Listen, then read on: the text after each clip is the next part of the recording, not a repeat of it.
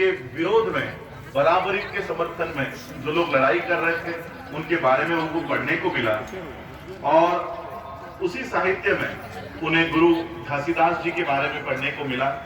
आज मैं उन्हीं महान शख्सियत गुरु घासीदास जी की धरती पर हूं, तो सबसे पहले मैं उनको नमन करता हूं, उनके विचारों को, उनके कार्य को नमन करता हूं।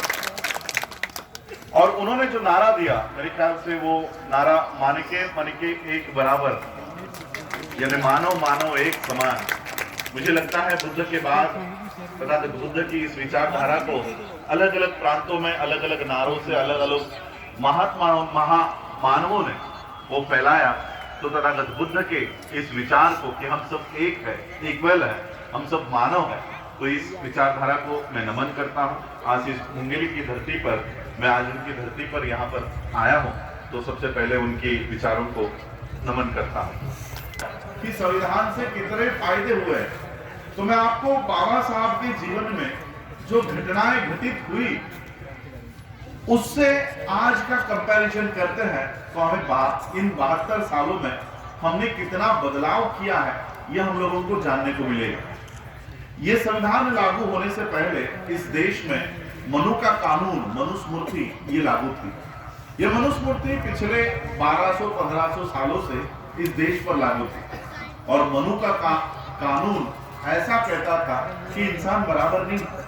इस देश के लोगों की विभाजन उसने ब्राह्मण, क्षत्रिय, वैश्य, शूद्र, महिला, अतिशूद्र, अछूत, ऐसे अनेक उपाधियों में अनेक वर्गीकरण मनु ने कर रखे थे।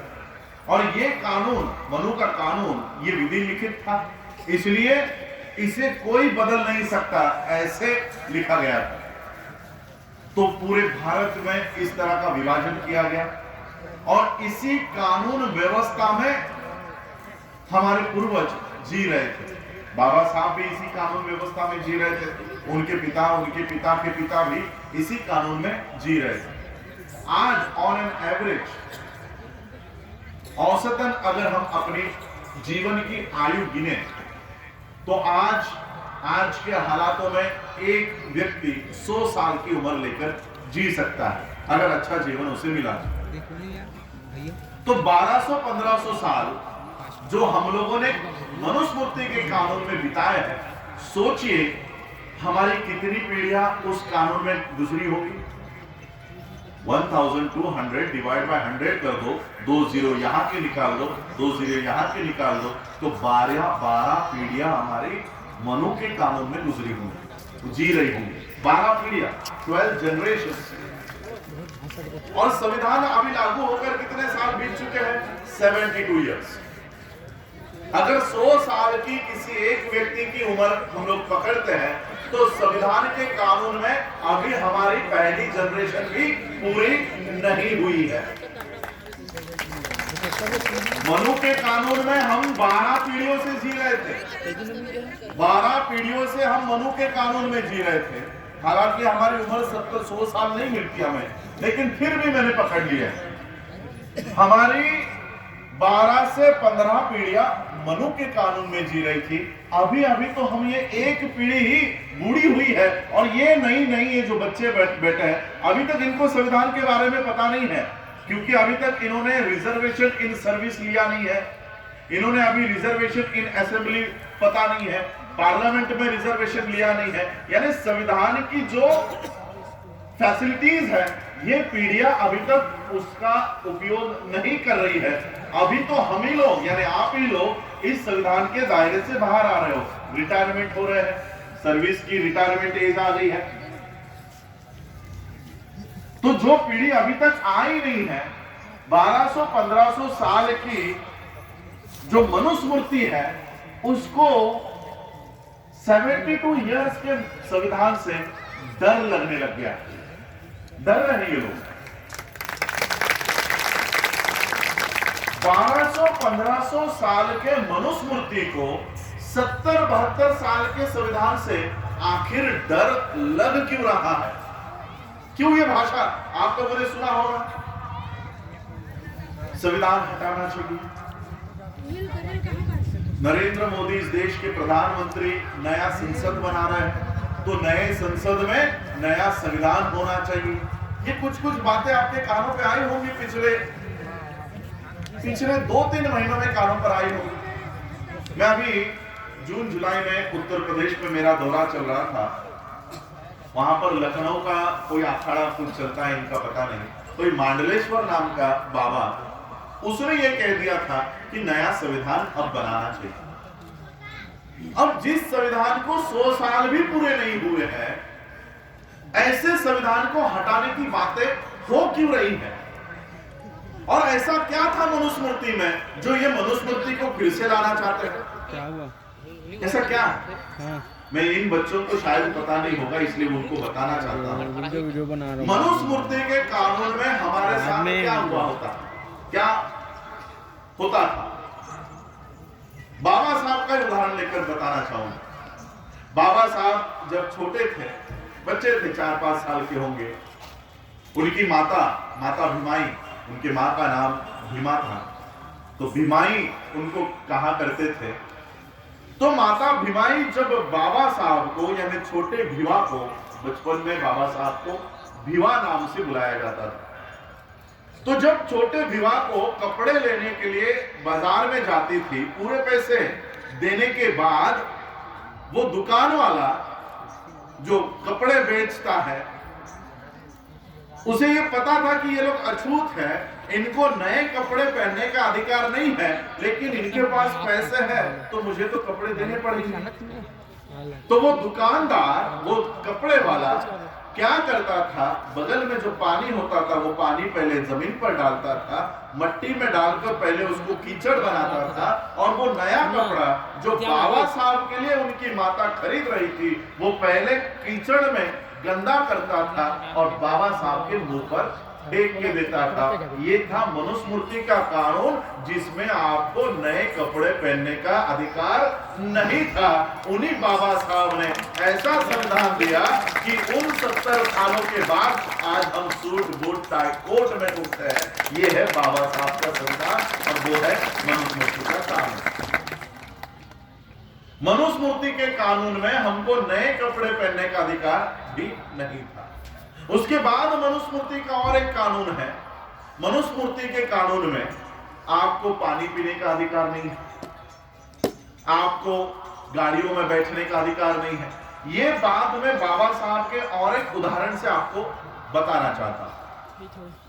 बाबा साहब जब 8वीं 9वीं कक्षा तक पहुंच चुके थे, बाबा साहब के पिताजी मिलिट्री में थे, अलग अलग जो उनकी पोस्टिंग होती है वो अलग अलग राज्यों में हुआ करती थी। बाबा साहब का जन्म भी ऐसे ही पोस्टिंग जब उनकी मध्य प्रदेश के महू में हुई, तब बाबा साहब का जन्म वहां पर उस छावनी में हुआ। तो बाबा साहब जब 8वीं 9वीं कक्षा में पहुंच चुके थे, बाबा साहब के पिताजी की पोस्टिंग घर से थोड़ी सी नजदीक गोरेगांव जगह था, वहां पर हुई। तो बाबा साहब के पिताजी ने सोचा कि कई महीने हो चुके हैं, मैंने अपने बच्चों को देखा नहीं, मैं अपने बच्चों को मिला नहीं हूं, क्यों ना अब घर के थोड़ा नजदीक आया हूं और बच्चे भी थोड़े बड़े हो चुके हैं, क्यों ना उनको यहीं पर बुलाया जाए, क्योंकि नौकरी की छोड़कर तो मैं वहां पर उनके घर पर, अपने घर पर जा नहीं सकता, तो उन्हीं को यहां पर बुलाया जाए। तो राम जी बाबा ने टेलीग्राम लिखा, बाबा साहब के लिए टेलीग्राम लिखा कि अगर आपके स्कूलों की छुट्टियां लग गई होंगी तो आप सभी लोग मुझे मिलने के लिए आ जाए, और जिस दिन आने वाले हो वहां पर मुझे टेलीग्राम करके बता देना कि कौन से दिन निकलने वाले हो, और आने के लिए ये ट्रेन पकड़ लेना, इस स्टेशन पर उतर जाना, मैं आप लोगों को लेने के लिए किसी ना किसी को भेज दूंगा। ये टेलीग्राम बाबा साहब को मिला, बाबा साहब ने पढ़ा, बाबा साहब ने, उनके बड़े भाई ने, उनके बहनों के बच्चों ने, सबने तय किया कि बाबा साहब के पिताजी को मिलने के लिए जाना है। बाबा साहब ने टेलीग्राम लिखा कि हम इस तारीख को निकलेंगे, इस तारीख की ट्रेन पकड़ेंगे, आप हमें इस स्टेशन पर लेने के लिए किसी ना किसी को भेज देना। अब ये बच्चों ने टेलीग्राम लिख दिया, और ये टेलीग्राम बाबा साहब के पिताजी के ऑफिस में आ पहुंचा, और जिनके पास ये टेलीग्राम आया उसने बाबा साहब के पिताजी को टेलीग्राम दिया ही नहीं। अब बाबा साहब के पिता को पता नहीं कि बच्चे कब आने वाले हैं, और बच्चों ने यहां से ट्रेन भी पकड़ ली और जिस स्टेशन पर उतरने के लिए कहा था उस स्टेशन पर आकर उतर गए। ट्रेन आकर चली गई, सभी लोग अपने अपने दिशा पर चले गए। ये बच्चे राह देख रहे हैं कि हमारे पिताजी आएंगे या किसी को भेजेंगे। बहुत देर हो चुकने के बाद स्टेशन मास्टर ने देखा ये 4-5 बच्चे अकेले ही खड़े हैं। तो स्टेशन मास्टर बच्चों के पास आया, बाबा साहब, उनके भाई, बाकी बहनों के बच्चे अच्छे कपड़ों में थे। तो स्टेशन मास्टर को लगा शायद ये सवर्णों के बच्चे हैं, ब्राह्मणों के बच्चे हैं, अच्छे घर के लग रहे हैं। तो स्टेशन मास्टर ने बच्चों को पूछा कि कहां जाना है, तुम्हें लेने के लिए कोई आया नहीं? बाबा साहब ने कहा कि शायद हमारा टेलीग्राम हमारे पिता को मिला नहीं है, हमारे पिताजी मिलिट्री में बड़े अफसर हैं, उन्होंने हमको यहाँ बुलाया है, हमें इस पते पर जाना है, हमें इस पते पर छोड़ने की व्यवस्था कीजिए। तो स्टेशन मास्टर ने बगल में ही बैलगाड़ी खड़ी थी, उस बैलगाड़ी वाले को बुलाया कि देखो ये बड़े अफसर के बच्चे हैं, इनको अपने पिता के यहाँ इस पते पर छोड़कर आओ। तो उस बैलगाड़ी वाले ने सभी बच्चों को बैलगाड़ी में बैठने को कहा, सभी बच्चे बैलगाड़ी में बैठ गए और ये बैलगाड़ी बाबा साहब के पिता के उस दफ्तर के लिए निकल पड़ी। थोड़ी देर बाद बैलगाड़ी वाला उन बच्चों से बात करने लगा कि कहां से आए हो, तुम्हारा नाम क्या है, तुम्हारे पिता क्या काम करते हैं, तुम्हारी जाति कौन सी है। और जैसे ही बच्चों की जाति के बारे में इस बैलगाड़ी वाले को पता चला, उसने बैलगाड़ी रोकी और सभी बच्चों को गालियां देकर नीचे उतारा कि तुम तो अछूत हो, तुम तो शूद्र हो, मेरे गाड़ी में बैठ कैसे गए, तुम्हारे अच्छे कपड़ों से मैं धोखा खा गया, मुझे लगा कि तुम लोग सवर्णों के बच्चे हो, ब्राह्मणों के बच्चे हो, अभी के अभी नीचे उतरो। और इस बैलगाड़ी वाले ने बच्चों को गालियां देकर नीचे उतारा। बाबा साहब के पास ज्यादा पैसे थे, बाबा साहब ने कहा ये ज्यादा पैसे ले लो लेकिन हमें हमारे पिता के पास छोड़ दो। अब ज्यादा पैसों के लालच में बैलगाड़ी वाले ने कहा कि ठीक है, लेकिन तुम लोग अछूत हो इसलिए मेरे गाड़ी में बैठ नहीं सकते, मेरे गाड़ी के पीछे पीछे चलते चलते आना। 2-3 किलोमीटर चलने के बाद बाबा साहब को प्यास लग गई। बाबा साहब ने कहा कि आपके पास जो पानी है वो पानी मुझे थोड़ा पिलाओ, मुझे बहुत प्यास लगी। इस बैलगाड़ी वाले ने कहा कि तुम लोग अछूत हो, मैं अपना पानी तुम्हें नहीं दे सकता, लेकिन आगे अगर कोई नदी आती है, कोई तालाब आता है तो मैं गाड़ी रोक लूंगा, तुम लोग पानी पीकर आ जाना।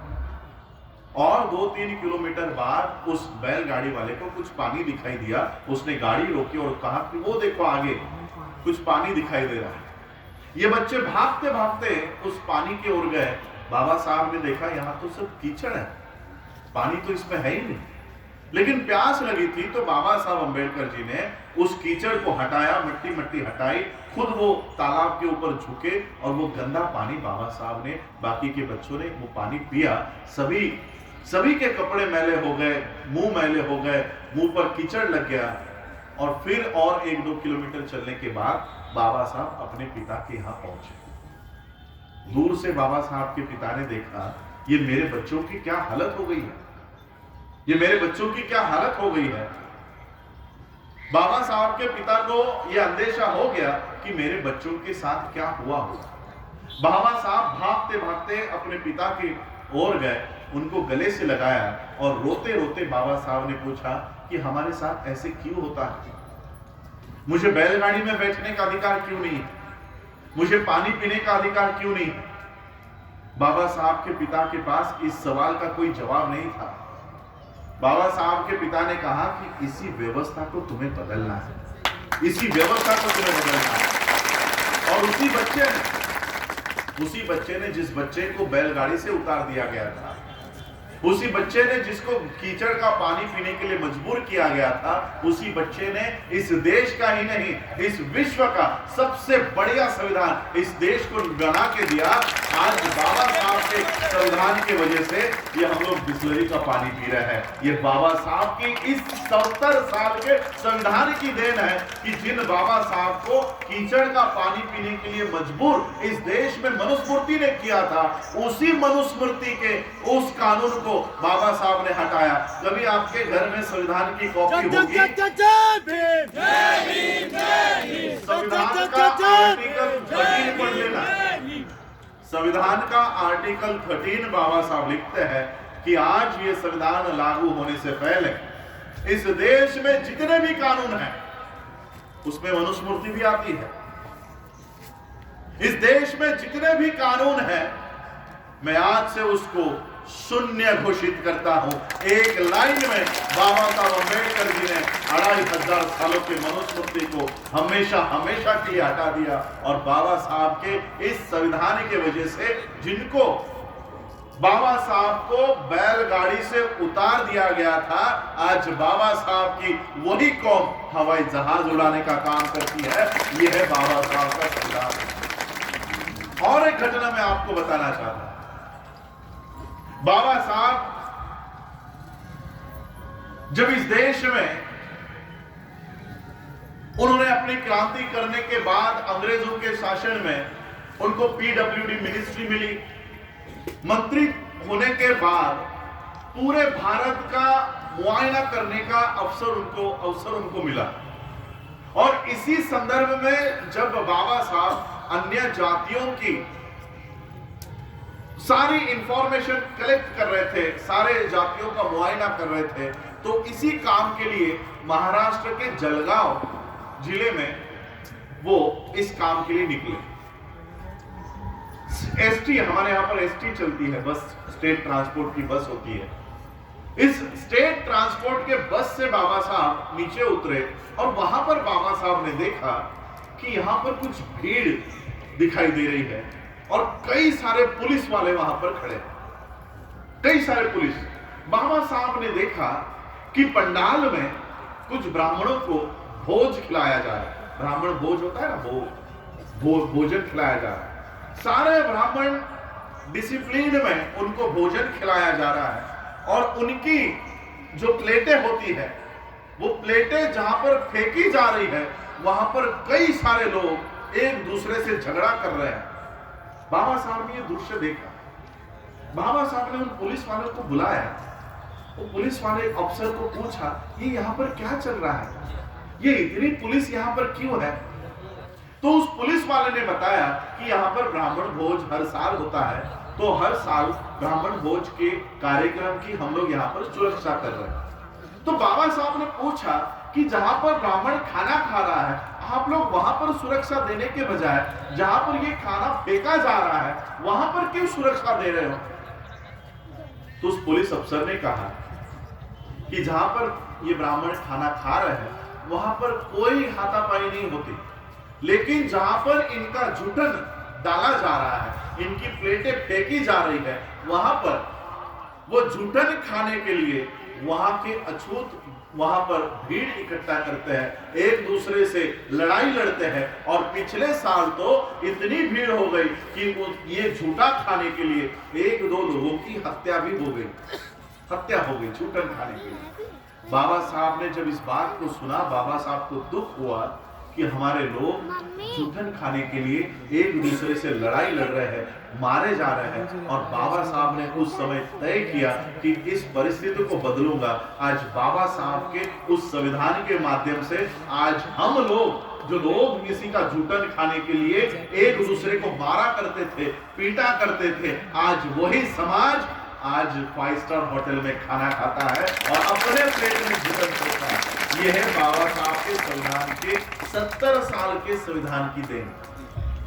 सिर्फ 72 इयर्स में ये इतना बड़ा बदलाव इस देश में हुआ है। और इसलिए बाबा साहब अंबेडकर जी के संविधान को केवल भारत में ही नहीं विश्व में माना जाता है। इस देश में, इस विश्व में बराक ओबामा जब बाबा साहब अंबेडकर जी के संविधान को पढ़ता है, बाबा साहब के संविधान के बारे में जब उसको पता चलता है, तो बराक ओबामा कहता है कि अगर बाबा साहब हमारे देश में पैदा हुए होते तो हम सूरज का नाम बदलकर उसको अंबेडकर कर देते। आज बाबा साहब के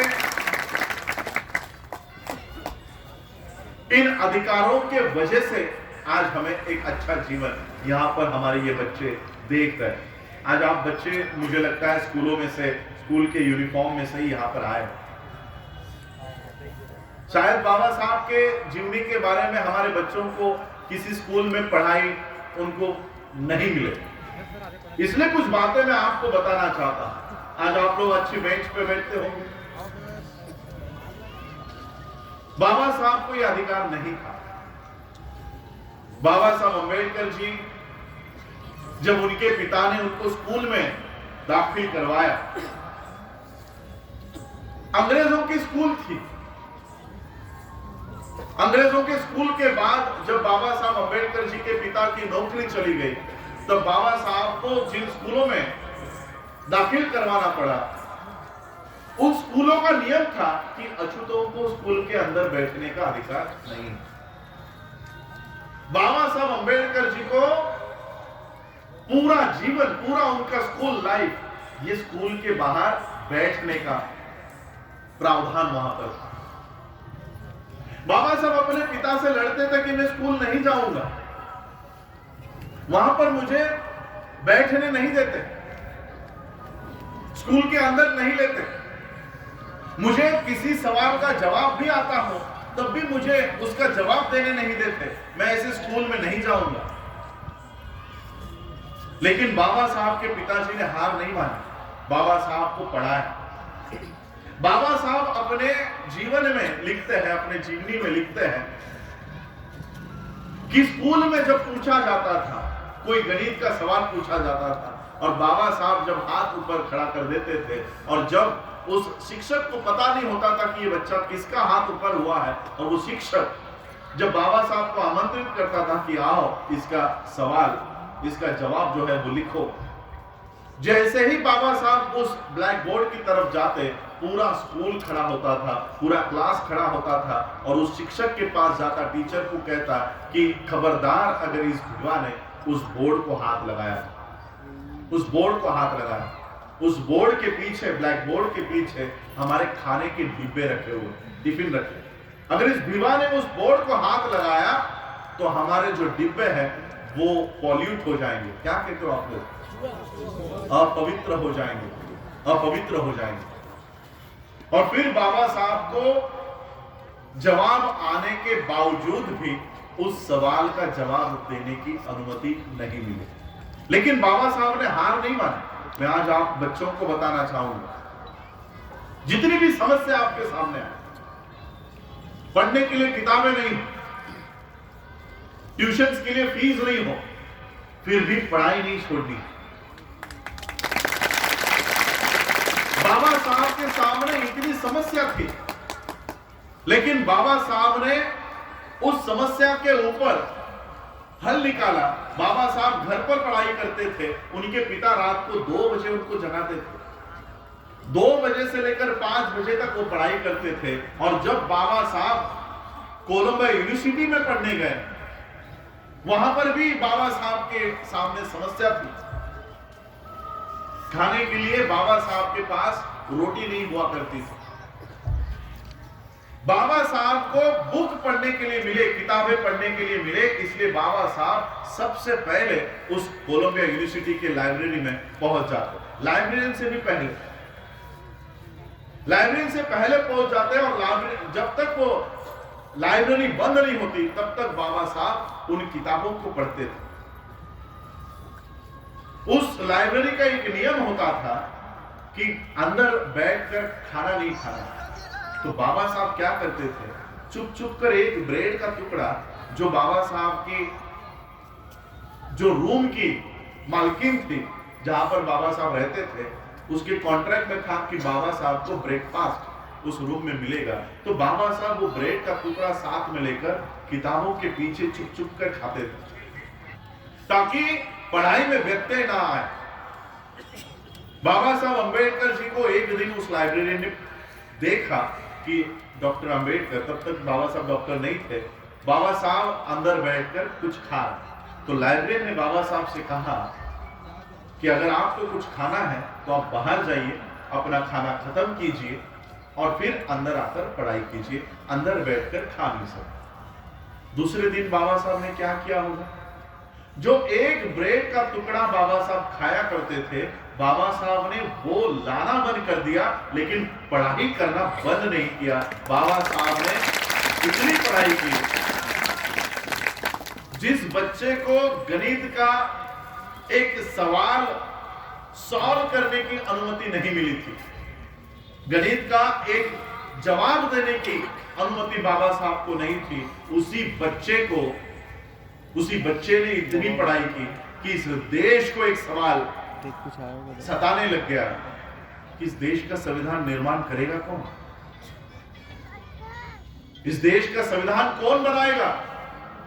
गांधी, नेहरू, ये क्वीन एलिजाबेथ के पास जाकर वो कहते हैं कि आप ही हमको बना कर दो, हमारे पास संविधान बनाने के लिए इतना सक्षम कोई नहीं है, आप ही हमको ये संविधान निर्माण करके दो। वहां से जवाब मिलता है, अरे क्या बात करते हो, आपके पास डॉक्टर अंबेडकर है, जाओ उनसे अपना संविधान निर्माण करवाओ। जिस बच्चे को मनु के कानून में